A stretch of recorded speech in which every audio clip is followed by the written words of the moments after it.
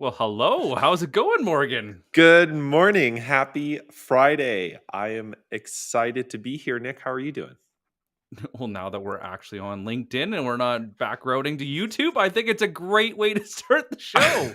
think it's a great show. Hi, everyone. If you're here, drop a hello, drop a hi in chat, drop an emoji. I don't know if you can do gifs in live chat because if gifs in live chat would be awesome. That would be next level. That would be totally next level. Um, Nick, we've got a banger of a topic today. Think we're gonna get any Twitter posts? Oh. Screenshot button.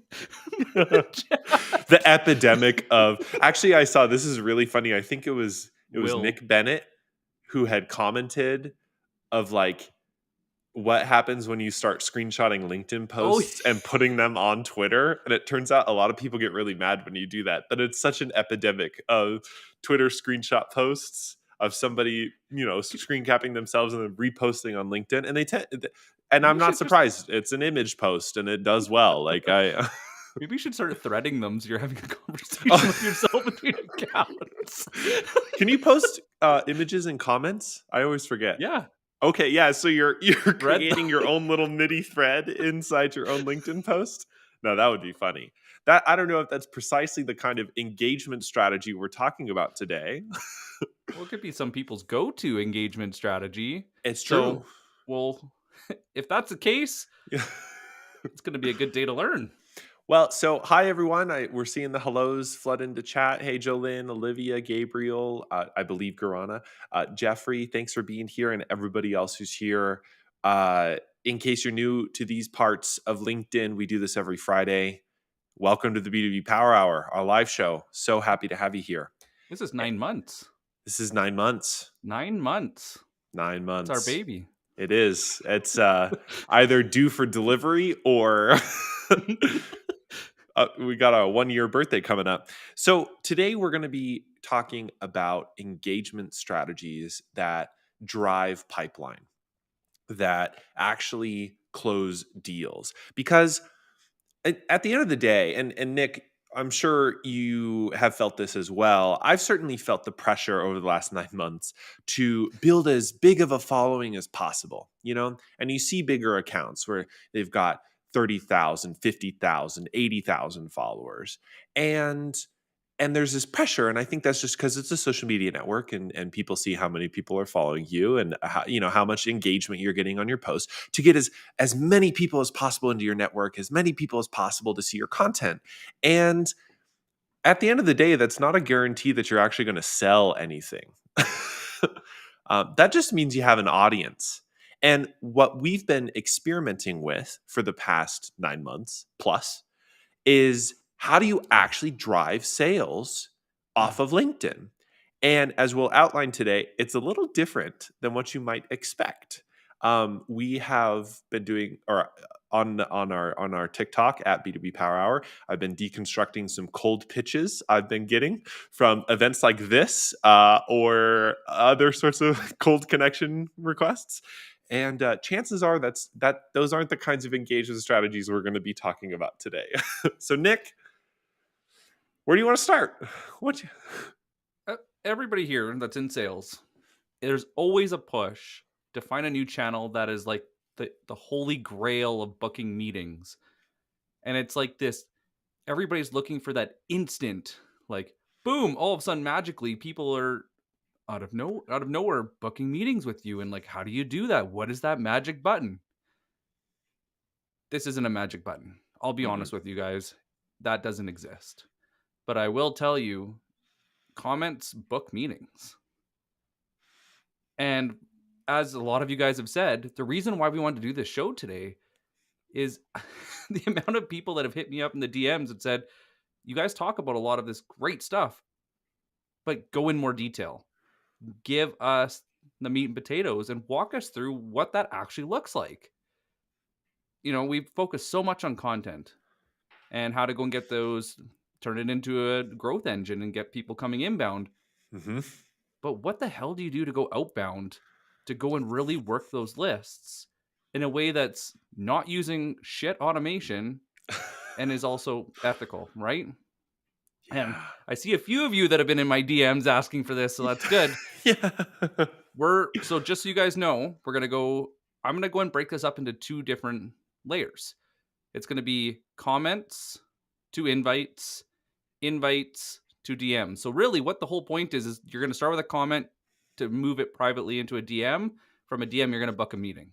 Mhm. That's basically gonna be today.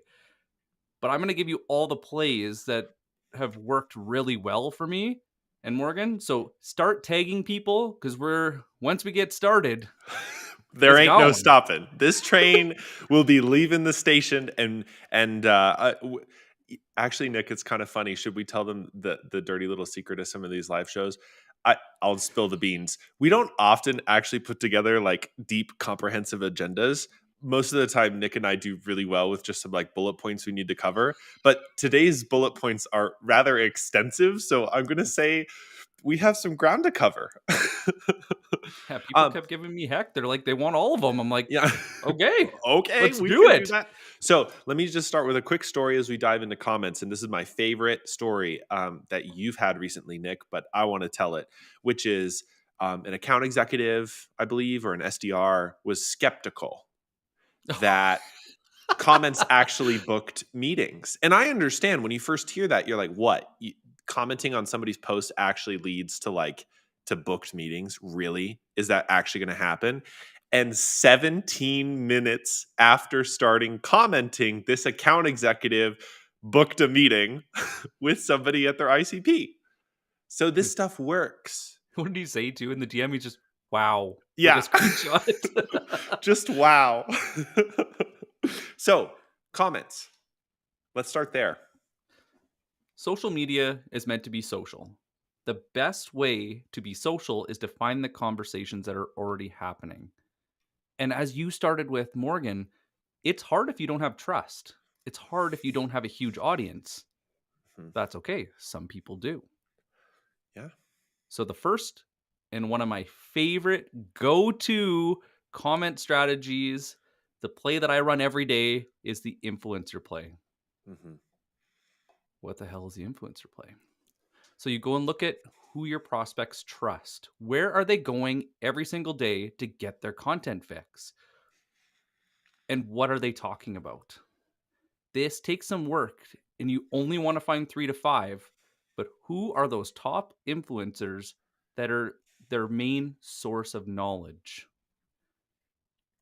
You can put them into a LinkedIn lead list. You can go in if you have Chrome or any of the you can put bookmarks and you can even write the time that they post like Justin Welsh talks about. But the thing that you need to know is this is a consistency play. Hmm. That's why I say it's the one you should do every single day. And I saw that Nate's here watching on YouTube, and Nate had actually asked me this in our B2B Power Hour interview. Is this would be my go-to play that if I only had 15 minutes, I would run because showing up consistently earns trust by association. And then what you want to do is not just comment once. This is where people lose the power of this play. Is you want to go through the comments and embrace the community in the comments. Don't pitch. Please Mm-mm. God, don't pitch. Mm-mm. Join the conversation. You can go and be a little picky and you can pick people that are in your ICP and those buyer personas you normally talk to. It honestly doesn't matter. Not because what you're doing is you're building in public. All of this earns trust by association. And the more comments that you're doing, the more that it uses the algorithm to push it further than you ever could with just a post.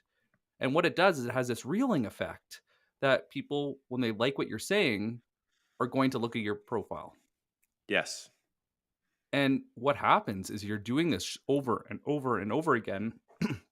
It's like going for coffee at your favorite place. When people keep seeing you, they may have not have talked to you the first time. I know it's like going to the gym too. Hmm. People like you're not part of the club. Yeah. You haven't showed up enough. And Hmm. then magically these conversations just happen because you showed up, because you've been so consistent and you're working and they know that you're not there just to sell them something. You're there to be part of the conversation. This is the key. Now, with all of the comment strategy, I use the rule of three. Once you hit the rule of three where you've had a conversation back and forth 3 times, the In door the is open to comments. go and send in the comments. The door is open to go and send a connection request, which Mhm. I'll get to all of that later. Well, and actually, Nick, you taught me well, there's a couple little tips that I found useful, and I think we found from our experiments really work. Is if you have, let's say, a lead list of target accounts that are active on LinkedIn, the best way to find these influencers that you should participate in is just go to your lead lists profiles and see where they're engaging or what sorts of things they're commenting on. Because at the end of the day, it's still a small percentage of people who are actually commenting, right? Just by the numbers. But if you can find the influencers that a good chunk of people are actually engaging with, then striking up a conversation in the comments is really straightforward. And I saw Mara had commented, also don't open a convo with how could we collaborate? That's Oh still a God. sales pitch. So true. And especially in the comments, like this is the thing. Like ask a question, extend with an insight, add some value, tell a joke. I mean, joke in writing forms can be a little dicey. And so you maybe need to add some emojis to make sure that people understand whatever you're saying is a joke. But like, if you look at Nick's activity feed, and if you're watching this or listening to this, I'd encourage it. Look at his all activity and look at the comments that he's offering. They're not short and sweet. They're not one sentence, thanks for posting, or wow, that's such a good insight kind of thing. Like he's really striking up a conversation, and that's where the magic happens. Going short and sweet is earned. Uh huh. And the reason why I say it's earned is because they know your personality. Once they understand your personality, then you're adding into the mix and you're already a regular. So now it's all about honing in that relationship and keeping it going. One thing to keep in mind, I made this mistake early on, is every time is yes and. Do not go in there and correct them. Do not go in there and tell them that they're wrong.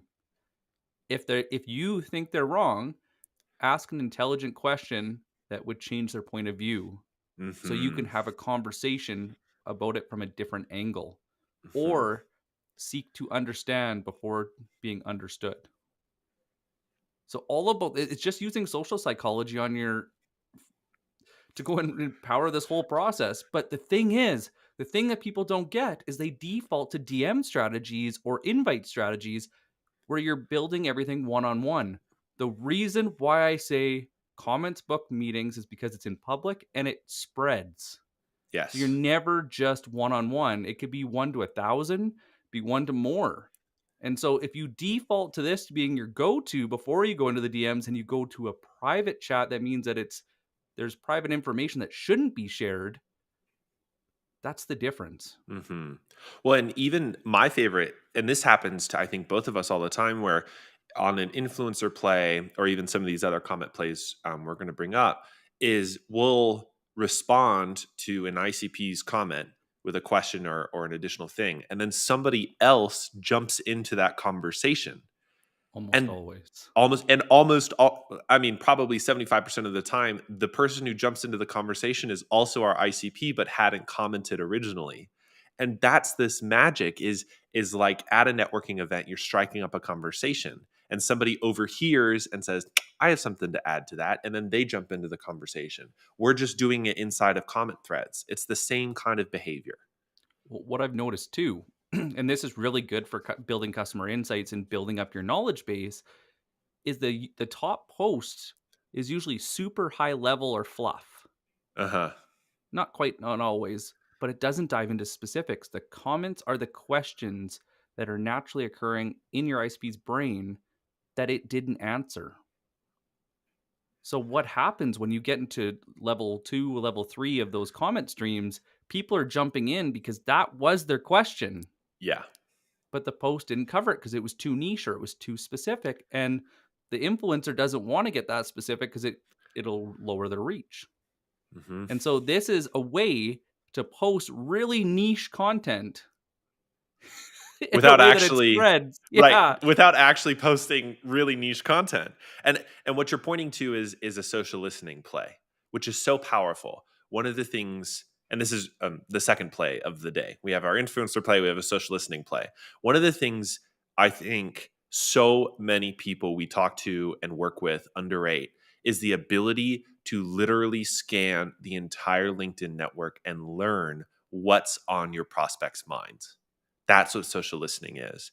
And comments are where that happens. I mean, sometimes it's events, which we'll talk about, and sometimes it's one on one conversations, but the one on one conversations don't scale, right? Social listening can happen at scale as long as you're engaging in the communities in the content, right? Or God, the communities in the comments.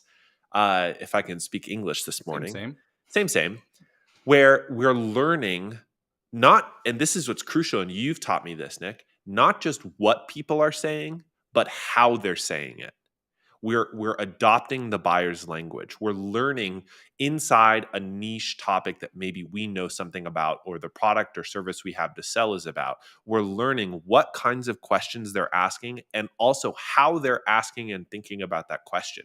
Because we can produce, for example, on SEO, we can produce endless content about SEO if we're a marketing agency, or if we have a SaaS product, we can produce endless content on customer experience Most do. journeys, and most do, right? But what if you could take a headline or a piece of content and tailor it to a specific question that somebody or multiple somebodies in your ICP have asked in the comments inside LinkedIn? That's why this is powerful. It's because you can start to link up different pieces of your marketing and sales together, that will truly transform the ways that you're reaching your customers. Now, the next part, as Morgan just alluded to, is diving even deeper to social listening. Hmm. Is all about what are the conversations people are having when they've answered why change or they're about to. Ooh. And so, what most people would do, and I made this mistake, is I would go in my email and I would look at what people were asking me before they closed. But what happens, most of this trying to capture demand that people do is they put themselves into a commodity sale because they're trying to capture the demand when people know why change, why now, and why you. So now they're trying to Hmm. go and compete with a competitor and you're going to play the price game. So forget all of that. This social listening is all about them having conversations in places that they trust with the people they trust about to change their point of view. Hmm.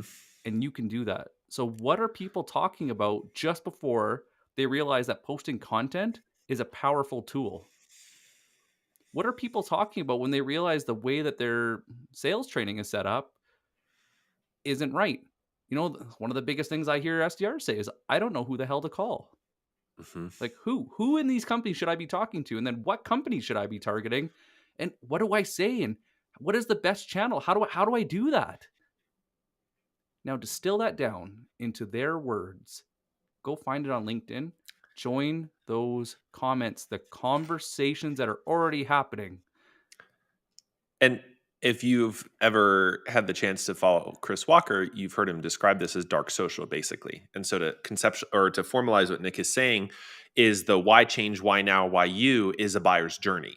So buyers have to understand why they need to change so that, and that's education, that's inspiration, that's helping them understand a different worldview. Why now? It's helping them understand the pain points and the costs of the pain of the status quo, right? And why you is about all the marketing, positioning, advantage, and all the rest of why you're the right choice in the competitive market. And so that is a summary, high level view of the buyer's journey. What Nick is pointing to, and I love this, and we use this a lot, is that you can listen in not on the why you piece, not on necessarily the why now piece. It is the early stage part of the buyer's journey. It is the why change. It's all of the obstacles that prevent buyers from understanding not necessarily why you're the right product, but why they should even buy anything in your industry in the first place. And all of this magic happens in the comments. And the thing that you need to know about psychology is when you're the first to insight and you were that person that wasn't forcing stuff down their throat or trying to drag them through a sale, you were just that source of knowledge they could trust that was credible. They're not going anywhere else. If you No, they're look not. at even like demo requests, Hmm. the person that wins is usually the person that responds first. Well, they weren't looking for a response, and you jumped into the comments and you took them on a journey. You said, "Oh, that's interesting. One thing I saw from this report was like 90% of buyers are looking for this. Have you seen that in your own company?" They respond, they give you an answer. "Oh, wow, that's yeah. I mean, I actually saw that the other day with this buyer I was working with. No pitch, no shadow pitch, no nothing. It is just insight. It is just value provision. It is just a conversation." And when you get to the third one, Uh-huh. you are it's an invitation to switch to private Yes. if you want to. Mhm. If you want to. What's next, Morgan? The live event play. Surprise, surprise, you're here. And we want to thank you, everyone Yes. that's in the comments contributing, because you're investing in yourself and you're investing in us. So we really appreciate it. Mhm. But the comment play is so much bigger because, like Jeffrey's done and like a few others, is you're tagging people in here and you're inviting them in. And so what we're doing is it timestamps it so they know when to look. It allows them to go and jump in. So you could even give them criteria like, hey, listen at this point because of this. You see it on YouTube all the time as well. Just a hint, like all of this stuff can work on any platform. Mhm. But if you're commenting, if you're tagging people in, if you're adding your 2 cents, or if you are asking questions to dive a level deeper, you are opening yourself up to more opportunities. You're going to get educated, or you're just going to go and help people with the answers that you need. So you could even use this as a resource for yourself to answer people's questions and open a door. And so the more comments you're doing, the more value you're adding, the more that it adds up and it speeds up your pipeline down the road. When interestingly, Nick, I did not do a live event play. I'm sure we'll talk about this in our invite to DM section, but it's the same principle where I had a conversation with somebody in the comments on an influencer, and then we had connected. And then 4 days later, I saw a really interesting post and thought of them and said, "Oh, I'm just gonna send it to them, say, I thought of you when I read this and I thought you might find this useful." That's what's going on in this live event thing. Yes, you're commenting, you're showing up, and thank you for everyone being here and um, uh, participating with each other in the comments or asking questions of us. But if you're tagging in somebody else, it's not just a friend or a peer, it could be a prospect. It could be an account and say, I attended this really cool live event, tagged, hey, Nick, you should really check this out. And that's like a little interesting conversation starter, a way to engage, a way to provide value that shows you're thinking of them without necessarily ever actually, you know, sending them a pitch. And the cool thing is, playing to social psychology and trust by association, it also adds social proof. Oh, Because so if true. we know you guys and we know you're good at what you do and you're tagging in a prospect and asking a question and we talk you up in the show, Yeah. or we answer your question and it's the same thing the way you answered it, this is a huge, huge, huge opportunity. But it also goes back to the influencer play or your Yeah. social listening, because when you layer these all together, they compound on each other. And this is what gets you profile views, that takes people through, that they start inviting you to do things Hmm. or to collaborate. Just don't blanketly ask. Yeah. And it all starts to build up. But yeah, these can work on every platform. And if you use these tools like the comments right now, it works. Hmm. So now I think it's time to go and jump into the next one, which is Yes. probably one of the more common but less known ones that we're going to talk about today. Hmm. The lead list play. What is the lead list play, Morgan? Great question, Nick. I'm going to punt it back to you. Take that one for $1,000. Yeah. Yeah, where's our Jeopardy board? We need a Jeopardy board for the live show and have different dollar values. That would And a actually be a really soundboard. that would be really fun to do a soundboard and a Jeopardy show on one of these. We should do that sometime. If anybody has any recommendations for soundboards, Oh, please we'll throw it in take the them. comments, because I Yeah. know Morgan J. Ingram has one, and I'm like, that is what I That need. please. That would be so much more fun. But Agreed. all lead list plays is using Sales Navigator to its fullest to be social, Yes. not just hunt. Mhm. And so how this works is when you build out your account lists, which I recommend doing first before you build out your lead lists, is all your account lists should be the minimum requirements to work with you. So, say for us, it might be they need to have hired or be hiring a sales enablement manager. Mhm. Or maybe it's that they have a certain size team, or maybe that they have there's going to or they have to be it shouldn't just be industry and size. Mm-mm. We talked about this in previous live shows that it's usually about somewhere between 8 to 16 filters to go and build that account list.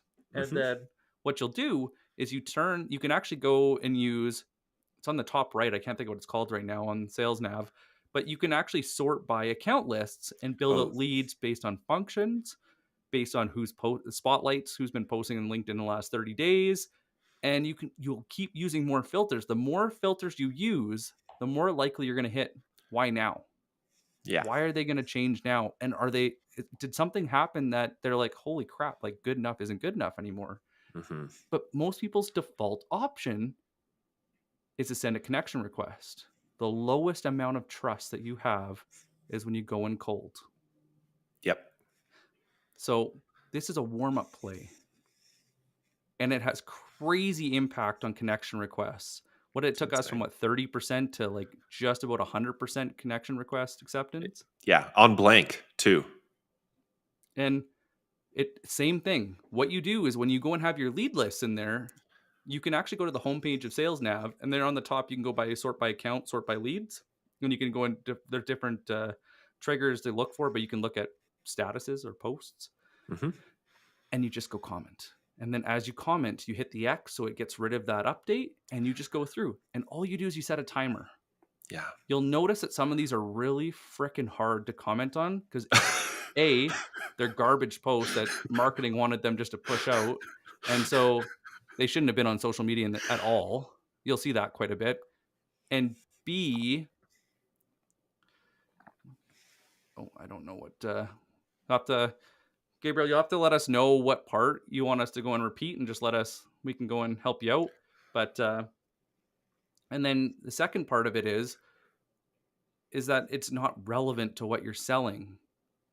And so this is a bit of a balance game of what is your subject matter expertise. Yeah. And so this is really investing in yourself to find people that are talking about the things that you know really well. And so you got to think about where can you add value into what roles? Whose jobs do you know just almost as well as they do? That you could Mhm. step in their shoes and let them learn from all the other people that you talk to. Mhm. And this is how you start your comment strategy. Mhm. It's no different than posting.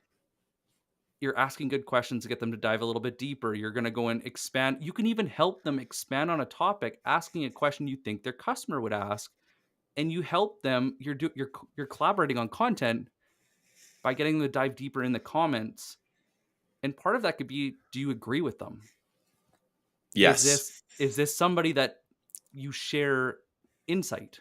Mhm. If not, this could be a really good way to go and build out those, keep the beginning of the lead lists. So basically, Gabriel, just to summarize, it's creating your target accounts using a degree of filters, 8 to 16, and then uh, being able to create lead lists off of those account lists using functions, job titles, activity on LinkedIn, and again, filtering down to some percentage, and then going to the homepage of Sales Nav and using the homepage to filter by leads to find what your leads are posting without having to scroll through the feed, finding their content and finding the relevant ones to engage with. And I will say to anybody listening or watching this, if you want more help on creating your account lists or figuring out exactly how to do this, we actually did some previous live shows. You can find them on the podcast. I believe it will be episodes 56 and 44 dive Plus into this. Monday I'll be And diving into this specifically. yeah, yeah. So, anyways, that was sort of the beginning of it. And now when you're going through and what you're doing is you're using comments as validation of shared insights. Or what you're doing is you're qualifying by asking questions to go and better understand the org structure or better understand this person authority level, but you're not just asking it. You have to think of questions that advance the conversation but aren't salesy. Or creepy. Somebody's posting, yeah, like posting about an API key, and you're like, so how many people work in your division? That's not gonna suck. That's not gonna cut it. That's not gonna suck. Well, No, it was a slip. That's gonna suck. That's not gonna cut it. that's fair. Yeah. But this is where it takes a step deeper, and this is why it's hard. Is because you have to. It's almost like improv Mhm. and a yes and. So it's like yes, and how are you taking it to that next step where they're connected? It's not like crap personalization where people are like, hey Morgan, you live in Denver. I've always wanted to go to Denver, but it's probably never going to happen anyways. So I Yeah. sell this really amazing, amazing, amazing, amazing thing that you're never probably going to want. But And you should pay me money. Yeah, yeah. that's not gonna cut it. And this is where the comment strategy really comes to life with getting super specific and strategic. Is once you start having these conversations and once you start to know about that subject matter that they're talking about and you stay in your lane. So when you're picking these lead lists, pick people that are very similar to this so you can have that conversation over and over and over. And they will cross pollinate too, because these people will go through your activity feed, especially if you're connected, and see it as well, which acts as social proof. Mhm. So this is all connected. If you do one on its own, especially if you just start with lead lists, you're at a severe disadvantage Yes. because it takes a lot of knowledge building to really go and get here and get the most value from it. And if you default to the next strategies we're about to talk about, Mhm. it limits your reach. Yeah. And it also increases the amount of time required. And most people will also go and default to automation. Please don't. Yeah. Just please Please don't. don't. So, we have one last play on the comments that I'll just go through because this is sort of a culmination. What's going to happen is you're going to start developing trust with people. And this happens to us all the time. And actually, I know there's people in the comments today, like, hi, Lila, who we do this with all the time, where either, and I'll broaden this, either in a piece of content you're posting or on somebody else's content inside the comments, not inside the content itself if you're posting, but inside the comments, it's you tag them in. You tag in a person that you've been having a good conversation with. Now, this is not something you're going to do if you just commented on somebody once, if you just had one conversation with somebody. And again, that's sort of like, I mean, we overcomplicate this. What would happen if that happened to us in real life? We meet somebody once at a networking event and suddenly they call us and say, "Hey, I have this great opportunity for you." Like that would be weird. I mean, some of us might be open to it, but it's not going to work all of the time.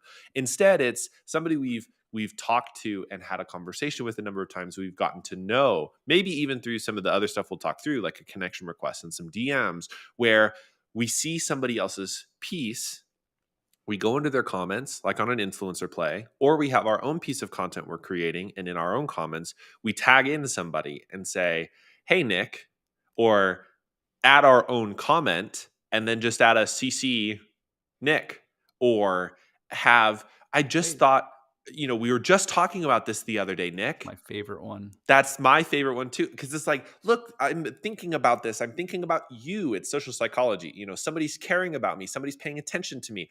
We were just talking about this the other day, Nick. Check this out. Or um, something more engaged, even to the influencer, like the other sorts of comments we've outlined today. So all of those together sort of can culminate in you continuing to build trust through more and more engagement just through comments and by interacting with people as if, surprise here, they were people. The thing that I love to do is I keep notes on all my meetings. And when people have that aha moment or get really excited and lean in, Oh yeah. what I'll do is I'll keep that moment and I'll look at where they took it. And that'll be my post. Is I start with where they initially leaned in and I give them the spotlight on where they took it. And so my main post is just that aha moment, and then I throw them in the comments, and it's like, and you went here, and like, and give them praise or give them credit for where they took that conversation, because now it's going that level deeper, and now you've advanced that conversation 2 or 3 levels with social proof. Yes. How do you do that in a DM? Right. And this brings us to where everyone starts usually Yeah. when talking about engagement for sales on LinkedIn, and that's connection requests. And so the reason that we spent a lot of time on the comment stuff is that that's where the actual magic sauce happens. And we've run so many experiments on this, Nick. On sending connection requests, on personalizing them, on second versus third degrees, on blanks, on How how to long make did it I spend in relevant. LinkedIn prison this time? So this is an area of LinkedIn we're intimately familiar with, and this is also where everyone starts. And as you can tell, think that's the wrong idea. That's not a good idea to just start with connecting, right? You want to start with commenting. Now, there's some exceptions to this, which we might address, and that's like, are they on a power line? Are they above a power line? How active are they on LinkedIn? Are they actively commenting? Yes, there's some margin cases here. There's some edge cases where some of this may change, and I accept that. But by and large, if they're active on LinkedIn and they're commenting or they're liking, start with the comments. Don't start with a connection request because it's not going to serve you well in the long run. Yeah, it limits your reach and it makes you work harder. Yeah. So, where would you like to start? Let's talk about, like, is personalizing an invite worth it? So, I'm going to take this one from marketing, and I'm going to say it depends. And it only depends based on the ask. Yes. And so, I will say that if you have a good profile, if you're commenting, if you're posting, you're active, and like your profile passed the 3-second test, Mhm. blank requests substantially work better. A lot of people Yep. are going to say, well, like putting something in, takes the conversation. Mhm. It honestly doesn't matter. And I'll get to how to go in, like what I've done to advance the conversation that I find has worked the best as a full combination. But if you want to go and challenge me in the comments, Yeah. feel free. But honestly, Nick, I mean, we haven't first of all, blank connection requests off of a comment play are almost 100% Very, very, acceptance rates. very rarely. Yeah, do they yeah, like, would they reject it? So, the question for me always in personalizing is what is the ask? Am I trying immediately to get a meeting off of it? And as you can tell from sort of our overall methodology, that's probably not the best way to use LinkedIn in the first place. And and just to dwell here for a moment, Nick, if I can, I know we've got a lot still to cover. We must. Rolls his eyes. I I'm gonna go feel get a coffee, guys. I'll be right back. No, just kidding. What we're talking about, if you think of first contact, oh well, on the live stream, first contact awareness. They know who you are, they know of your company. To closed deal, there's some midpoint called qualified. Okay? And when they're qualified, they enter pipeline. And if you are going out and sending cold connection requests that are hyper personalized and you are booking meetings off of that, our estimate based on the companies we talk to is that your time to pipeline, the time from their first awareness to the time they're qualified, is going to be short, and the time to close is going to be either extremely long or non-existent. And the reason is it's all about trust. The reason is people do business with people they know, like, and trust. So what we're advocating for doesn't actually change the overall scenario here. In fact, it may accelerate it overall. We're still trying to get some data on this, but it is going to extend the time from they first get to know you to the time they become a qualified deal. However, because you're commenting, because you're having conversations, because you're providing value, because you're not pitching them off the top, the time in pipeline is really, really short, because it's almost like demand generation where they self-qualify. They figured out why change, why now, why you before they ever reach out to you. Or if there's a conversation, they figured out the why change, why now, and then they want a conversation with you to figure out why you, and that's a demo or a discovery call. And so then they become a qualified deal. So really, we're not what you will see is if you don't just send cold DMs, The time from when you know of a lead to the time they enter your pipeline is going to be a lot longer than you might be used to. But the time that they enter your pipeline to the time they become closed won, It's whew, insane. it's insanely fast. It's a weird change, I will say. Yes. You So, you wanna anyways, sign today? Like, you don't yeah, wanna, "No, you answered all our questions in your content." yeah.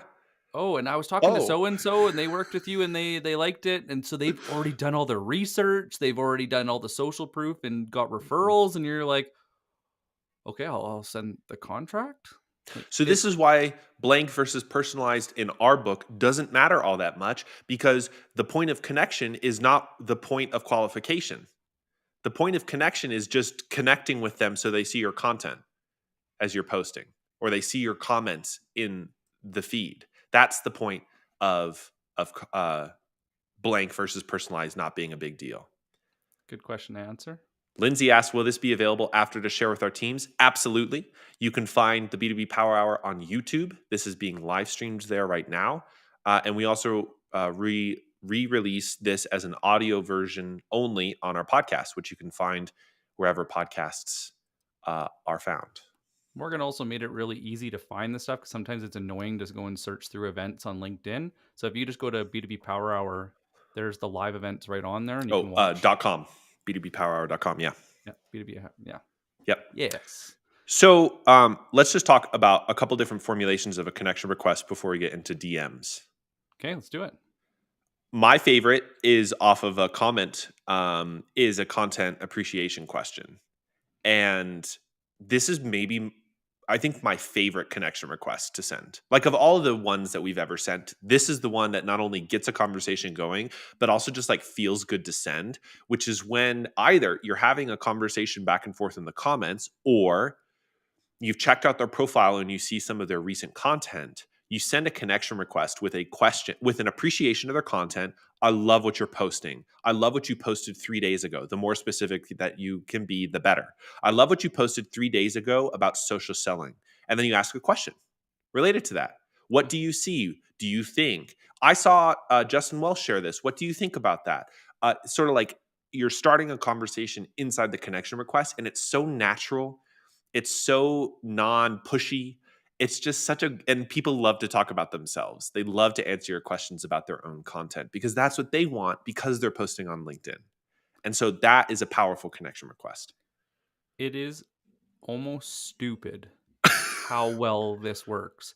I Mhm. have Wharton professors that I've watched some of their YouTube or like their classes, and I've asked, I'm like, you went on this one, you went here, but you didn't dive into this.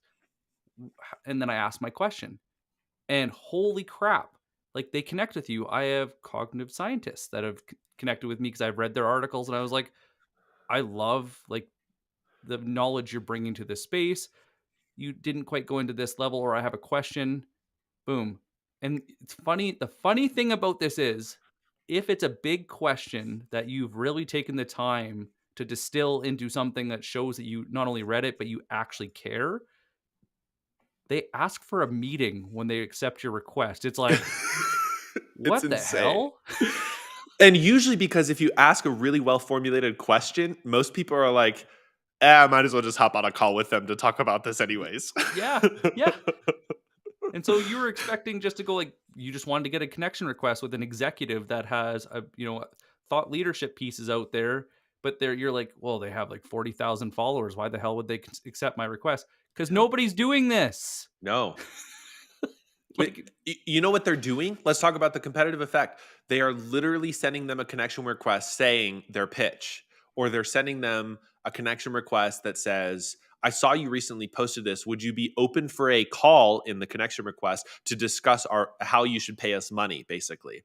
Don't do those things. You're still trying in this time to pipeline scenario, you're still just trying to build trust. You're trying to demonstrate you're interested in them genuinely. You are absolutely just trying to deliver value and have good conversation and build relationships. That's the point. Frankie's question, Um, tactfully, like, is it a tactical thing or is it being genuine? I always lean on genuine. yeah, You can be tactical too because you could get to know that sure. professional. If somebody knows that you care about something that they're great at and you're asking them questions, you're going to build a relationship. And Absolutely. when you've made these deposits and you haven't said a thing about what you do you know what normally happens? So tell me about you. Yes. It always comes up if you're patient. And every time you rush it, you screw it up. Because it's like, oh, that's why you went and engaged with me. Or, oh, that's why you really did this. Mhm. Vampire sales. I will keep bringing this up until I find a better term. By folklore, vampires weren't allowed in unless you invited them. Unless they invite you to pitch or they invite you to tell them what you do, don't. Just don't. Make investments, put out enough comments that people it just happens. And to Frankie's point, I'll actually get into sending articles, Frankie.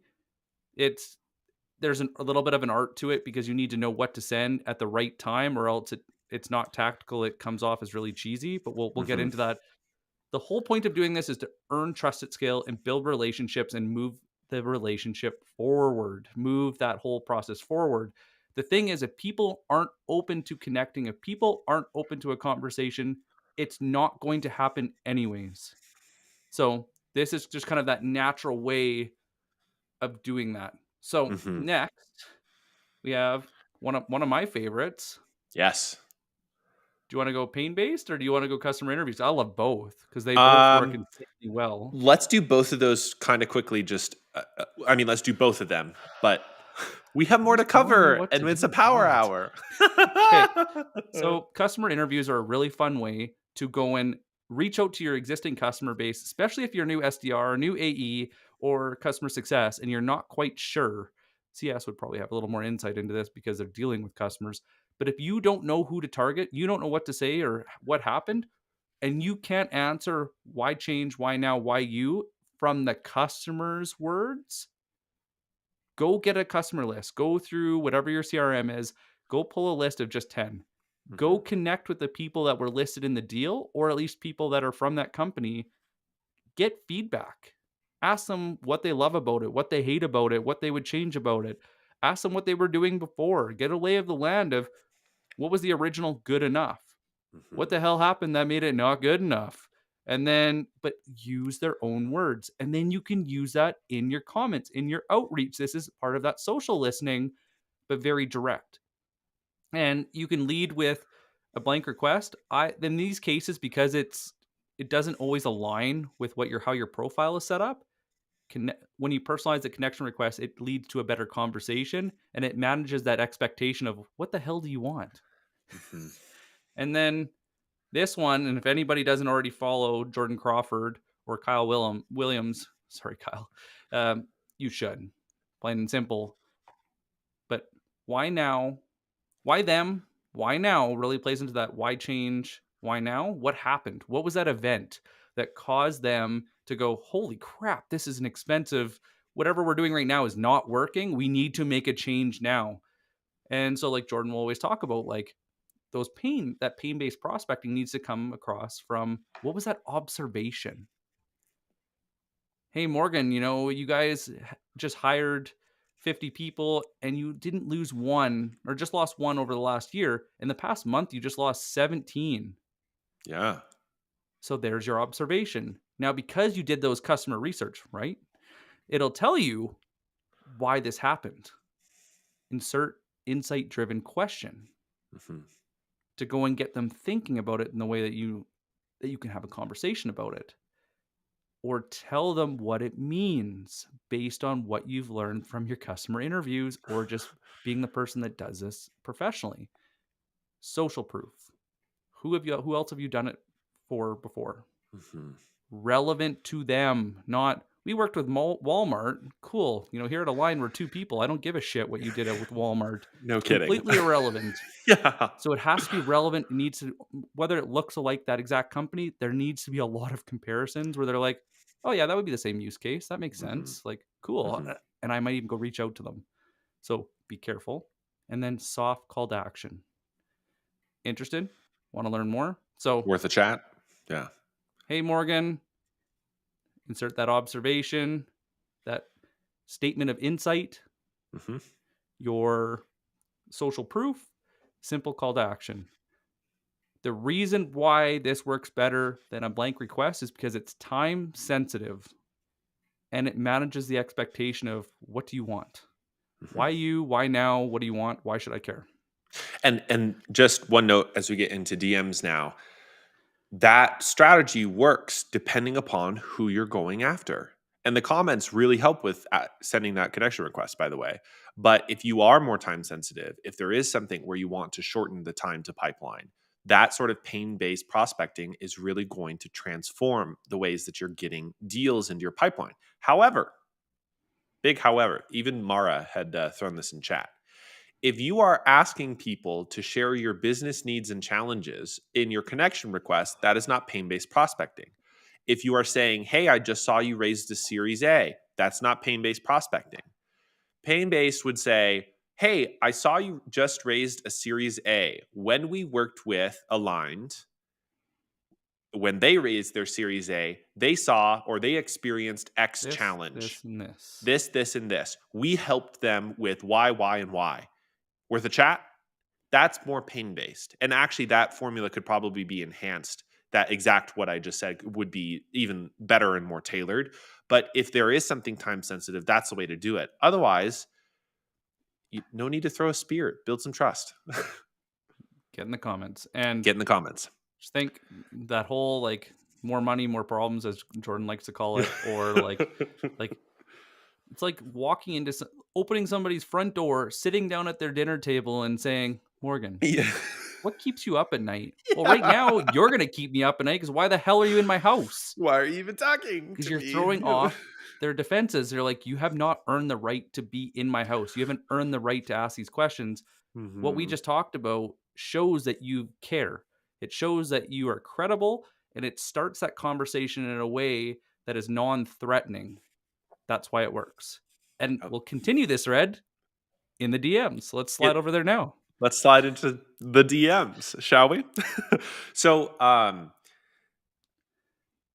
just to everyone here, we're probably going to go over time a little bit because this is where the magic happens. So, if you're able to stick with us, we'd love to have you. The the DMs are also where people mess this up, and so I just want to share a quick experience. I was thrown on an automation sequencer. I made a TikTok out of this, and I'll probably repost it to LinkedIn. Um, last week off of a connection request. And I think the connection request was also automated. I just wanted to accept it to see what would happen. I was like, sure. And it just kept on sending me more of no value at all. It was just, would Me, you like to me, book a me, me, meeting? Basically, me, me, me, me, me, me, me, me, me, me, me. Our me. company's so great. Here's what our product does. Here's how great we are. Here's why you should give us money. Do you want to book a call again and again and again and again? And finally, I was like, oh, it's an automation sequencer. I need to reply to stop it. So I did, and it was not a good conversation. Surprise, surprise. So the DMs don't have to be complicated. You're having a conversation with somebody. That's all it is. That's But how that works. it's not an email conversation, and it's also not a Zoom call. It's a text thread. You're texting with somebody. So anytime you hop into LinkedIn DMs, think about how would you text this person? That's all you're doing. The one thing that I compare this to is what would you say in a crowded room versus what would you need to go and sneak away or go in like having a private conversation? Like, is it something you could say at a coffee shop or is it something you would want to tell your loved one in the car or somewhere that it's private because the information shouldn't be heard by everyone? Mhm. And please God, don't hit on people or Oh like my God. there's It's some so strange things that unacceptable. happen in the DMs and it's like, don't know So what game you're unethical. playing. So unacceptable. But so Gabriel asked, would it be appropriate for me to send a connection request to you both after tuning in and say how much you valued the presentation? Absolutely, man. I Sounds like it, great to us. Picasso. I like it, Picasso. But you have a very disruptive method, Nick, to get people's attention and to generate a conversation. How do you do it? LinkedIn native video is my favorite one. And there's a few people that have done this really well. And James, say what, Buckley, is probably the one that I was one of my favorites because how, yes, use text abbreviations. Yes, talk like we're peers, not like you're a professional trying to sell me shit. Yeah. If Talk like peers. I'll sometimes I'll go and say, "What up, brah?"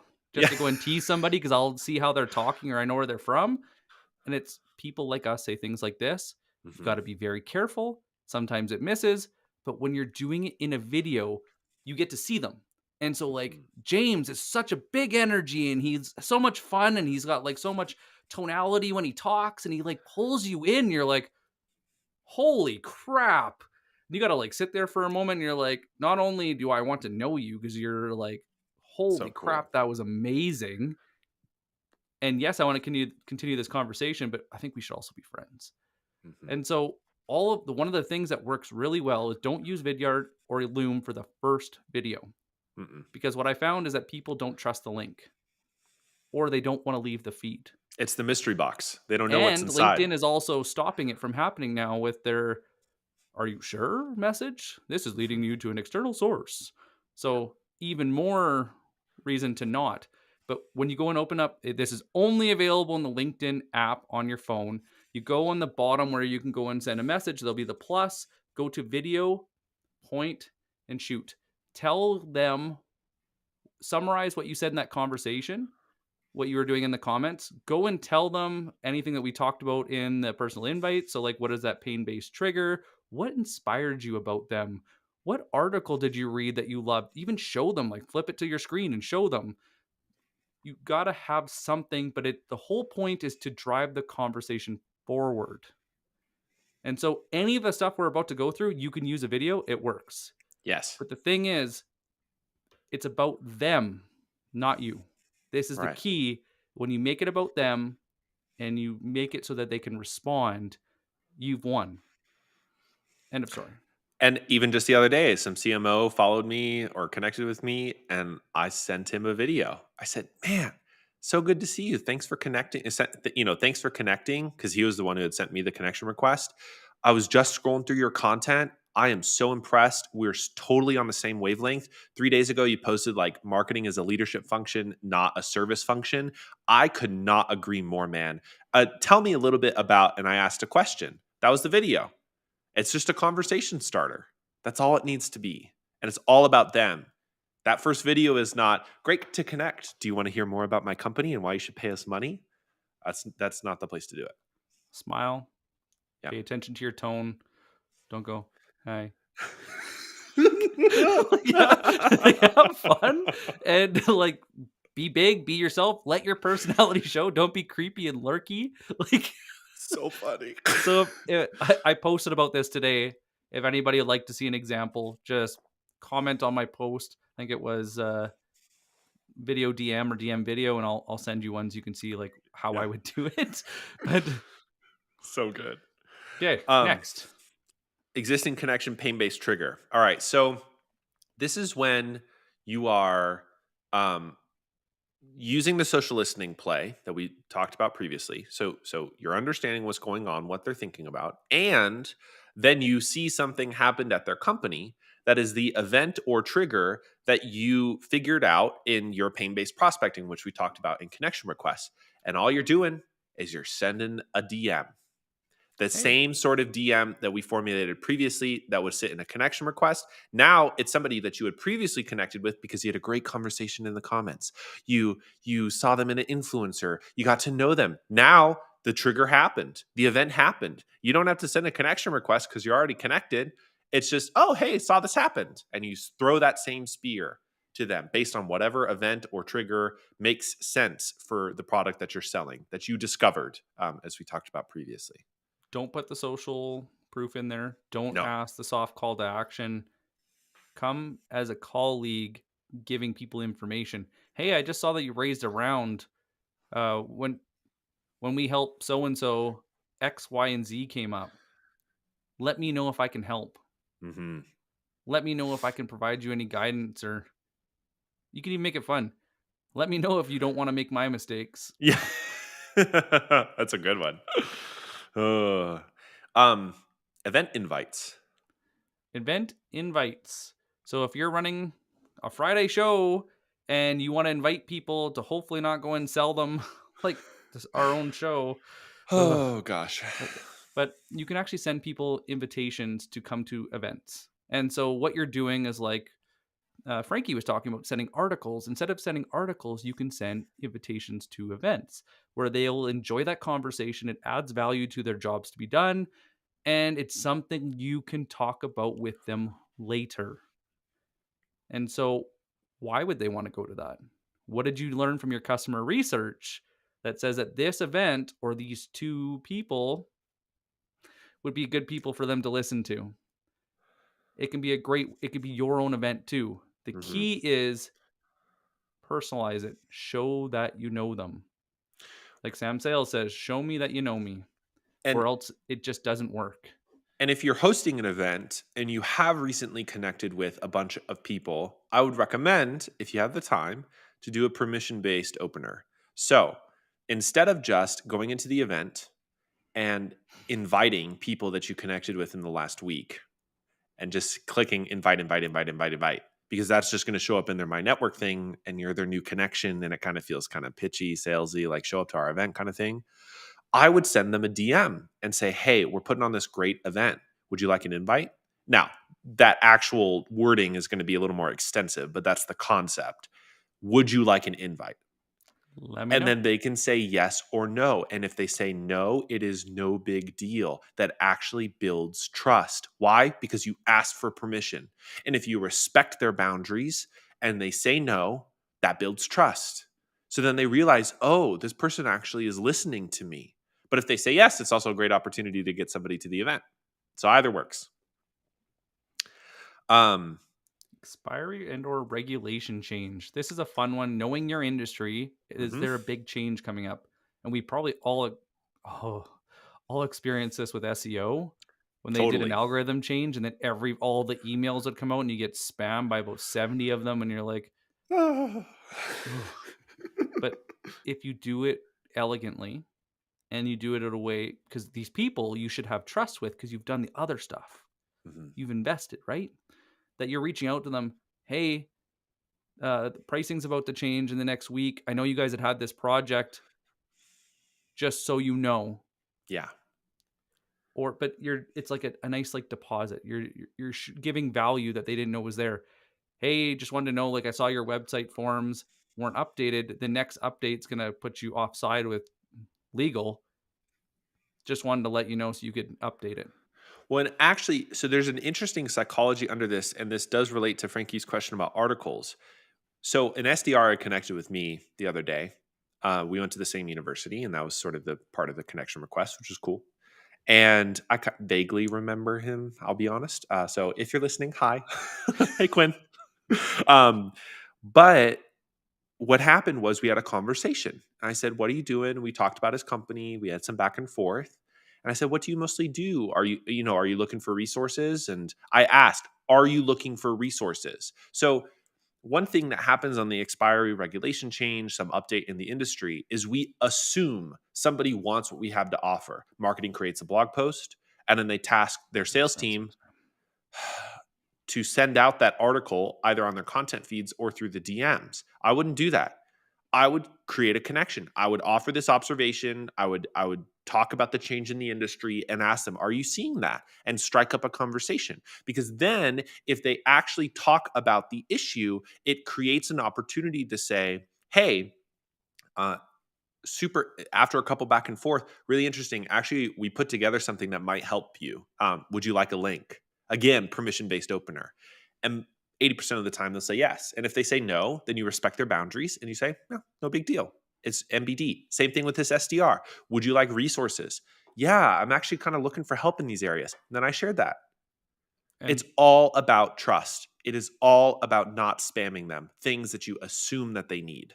I get this all the time where people will send me just an article, and I've been so guilty of this. Holy shit. Totally. Oh yeah. But Just to say. Just to say. Yep. Uh-huh. very, very guilty of this. But what you could even do, like using our live show for an example, is give them the TLDR. Mhm. Explain to them why. What did you Yeah. love about it? What were your three biggest takeaways that gives them like the Coles notes and then says, no, here's the article or here's the link, here's the article, whatever, if you want to read more. Do the work for them. The thing is, what's really nice is you can go and compliment, like, can you go and saw you had a conversation with them and they were talking about wanting to learn more about demos or wanting to learn more about discovery, as a lot of the reps here that I talk to do. As I find really good podcast episodes, as I see really good articles or explainers, I send them to them. It's like, I love this, this, and this about it. Let me know what you think. Or was that helpful? Mhm. And so you're making a deposit, you're giving them content, it's advancing your conversation, earning trust, and you can reuse that because you're writing those Coles notes regardless. It Totally. also allows you to go and double dip on the investment you made in yourself.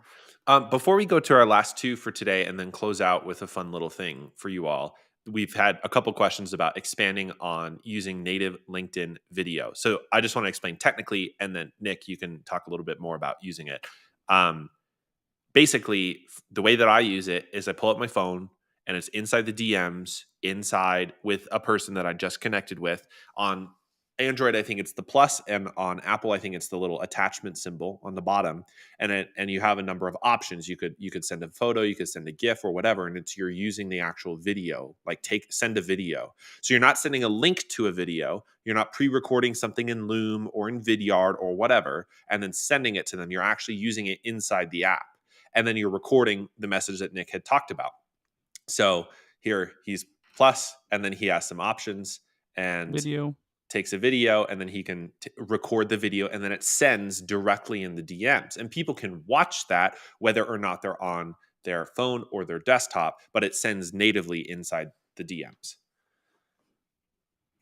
Did you want to add anything about like using it, Nick?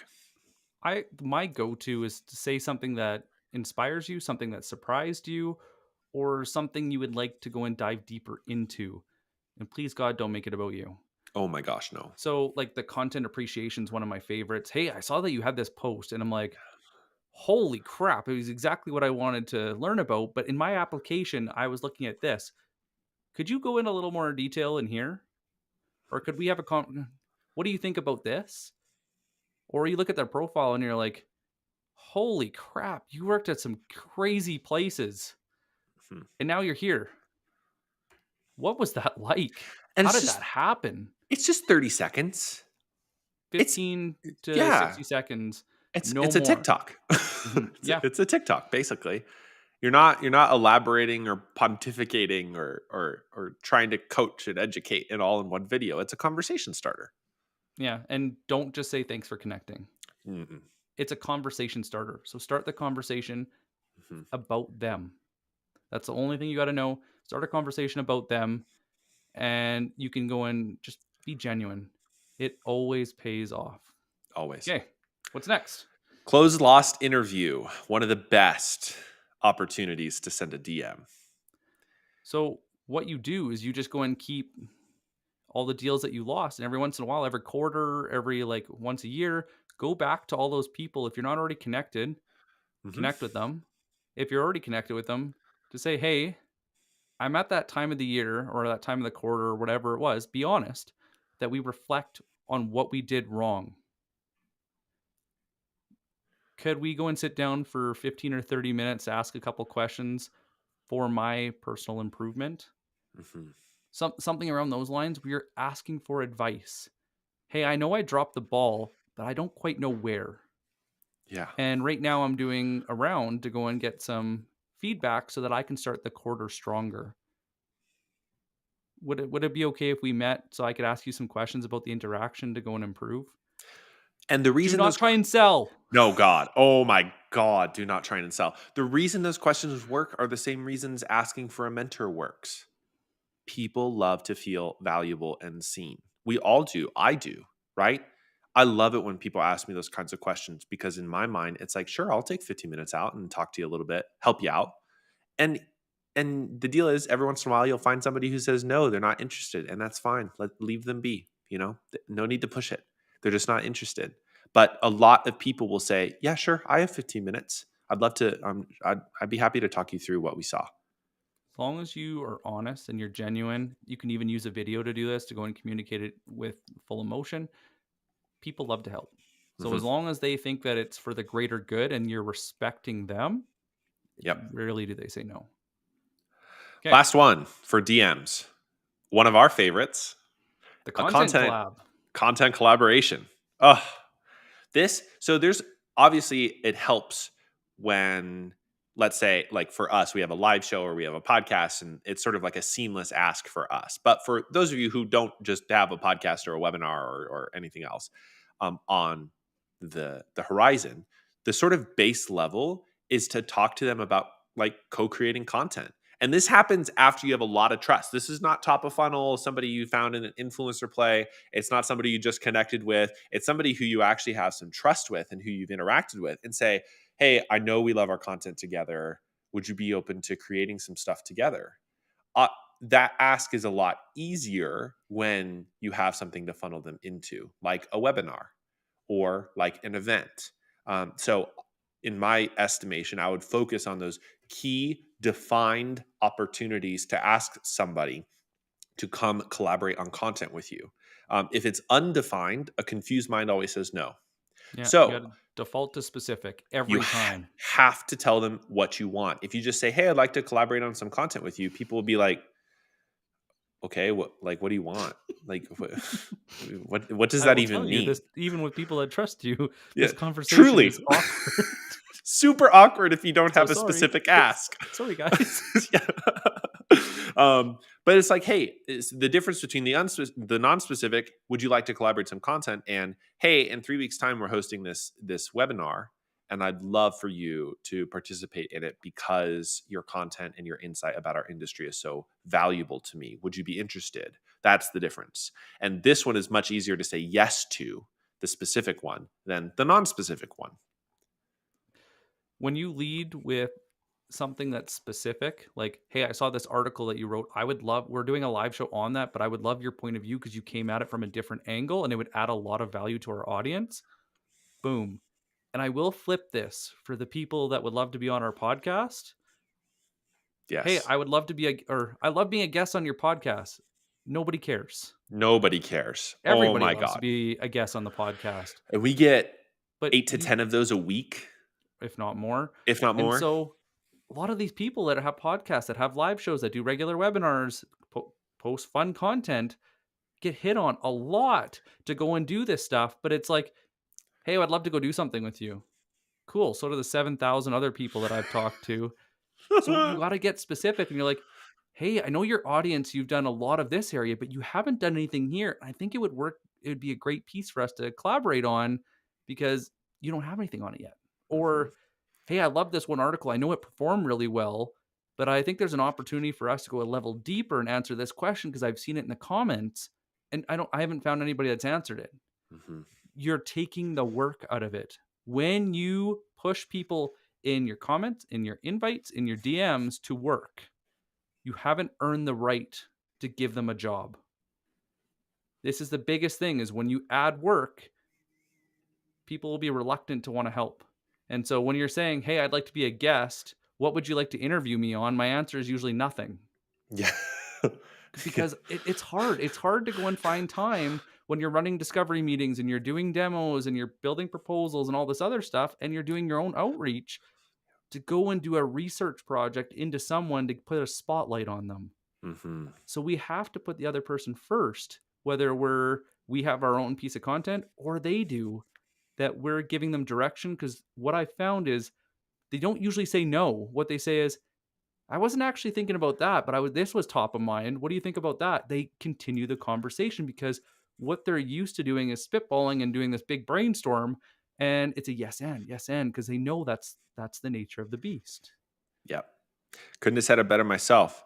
So, if you're interested in working on this for your own sales process, all of these engagement strategies, we host a Monday night workshop. It's in Zoom. It's at 5 p.m. Mountain Time. And if you're interested in attending that, we'd love to have you. So shoot myself or Nick a DM, connect with us if we're not connected already. We'd love to invite you in and get you into our Monday night call because this upcoming Monday, we're going to be working on all of these things for yourself. Sales nav. We're gonna Sales go into nav your is the sales deep dive into sales sales nav. nav, and I'll be using a screen share to go and show you guys. Yep. So, lightning round summary for everyone who's here with us. Thank you for your time today. I know we're close to the end, but what we covered: in the comments, an influencer play, a social listening play, a live event play, a lead list play inside Sales Nav, and a content feature play, either tagging them in the comments of your own content or in others. For connection requests, doing blank ones where it makes sense, pain based triggers where it makes sense, with content appreciation questions or asking for a customer interview. And then inside the DMs, disrupt the conversation with a native video. Use a pain-based trigger, but instead of the soft CTA, just offer that observation and start the conversation. Send an event invite, talk about a change in the industry, do a closed loss interview, or what we just concluded with, ask for a content collab. Those are all of the ways you can maximize engagement. Well, some of the ways that you can maximize engagement for sales on LinkedIn. There's obviously so much more that you can do with this incredible platform, but these are certainly high leverage opportunities if you're not using them already. Amen. Thank you, everyone, for joining us this Friday. This has been the B2B Power Hour. And yeah, happy selling. See you in the comments. See you. Bye, everyone.